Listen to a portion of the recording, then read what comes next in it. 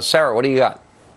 Well, this is what I've been hearing from a number of intelligence officials, both former and current, that both William Barr and John Durham are doing this in an effort to kind of circumvent what they see as possible insider corruption, or people that would be basically sided with John Brennan, sided with James Clapper, as we've seen in the case of the whistleblower, in order to collect that information directly from the source. This is why they've traveled to Italy, why they've also gone to London, and they're trying to make connections with people across the globe. Also in Australia. Remember, they're looking at a number of areas here, Sean. More importantly, they're trying to collect that information to see how far the intelligence community and the federal law enforcement community was weaponized at the very beginning of this investigation. And as you know now, with the evidence that they have collected, they've expanded that timeline. And that's going to be very important in the future. And I think as we see the IG report come out, especially on the FISA documentation, and whether or not Bill Barr actually releases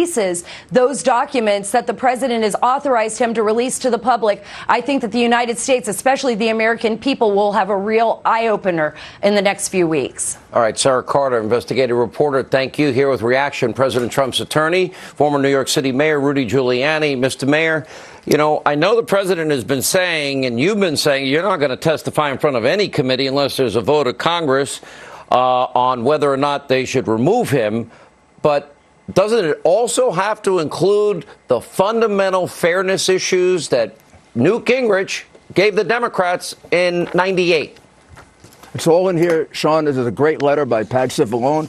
It lays out about 8 violations of the United States Constitution, about 6 violations of the president's civil rights, my civil rights, Attorney General Barr's civil rights. I never wanted in my life to appear at a Salem witch trial, which would actually be fairer than this. It's a process without any due process. And the fact is it's being enabled by a completely corrupt press corps. I don't know. Do you think we're going to hear on the press that a member of the parliament in Ukraine held a press conference today, and name was Andrei Derkach? You won't hear this on the news, ladies and gentlemen, because they censor it. You only get the news that Dems want you to hear. Derkach publicized documents which he said described the mechanism for getting money by Biden Sr. This was a transfer of funds for lobbying activities, as investigators believe, to Joe Biden through a lobbying company. Funds in the amount of $900,000 were transferred to the U.S.-based company Rosemont Seneca, which, according to open sources, is affiliated with Biden. The payment reference was for consultative services. And then it goes on to describe another $16.5 million payment, apparently laundered payment, involving both Devon Archer and Hunter, using political and economical levers of power, influencing Ukrainian authorities, and manipulating the issue of providing financial aid. Joe Biden actively assisted closing criminal cases. This is based on the statement today by a parliament member in the Ukraine, a very senior one, saying that Joe Biden actively assisted closing criminal cases into the activity of former Ukrainian ecology minister Mykola Zlochevsky, who's the founder and owner of Burisma Group. Let me tell you who Mykola Zlochevsky is. He's a major oligarch. He stole $5 billion from his people.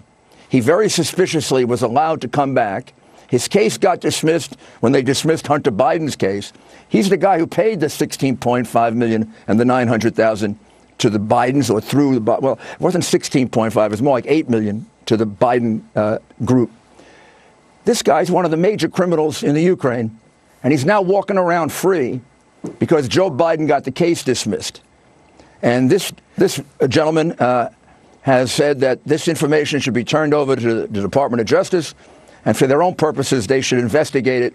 And I'm going to tell you why, Sean, because they suspect that the president of the Ukraine received a very major bribe in order to tank this case.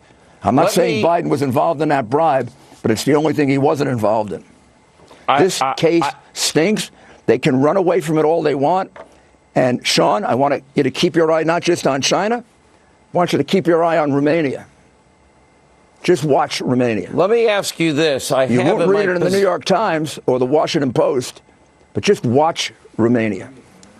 Mr. Mayor, I have in my possession an email from the Democratic National Committee and this chalupa. Oh, yes. They call that evidence.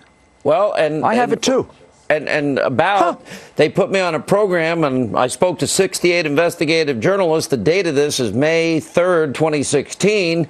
And I've been working with them, Sean. Working with them the past few Russian weeks. Collusion? Yeah. This is called illegal collusion. Oh.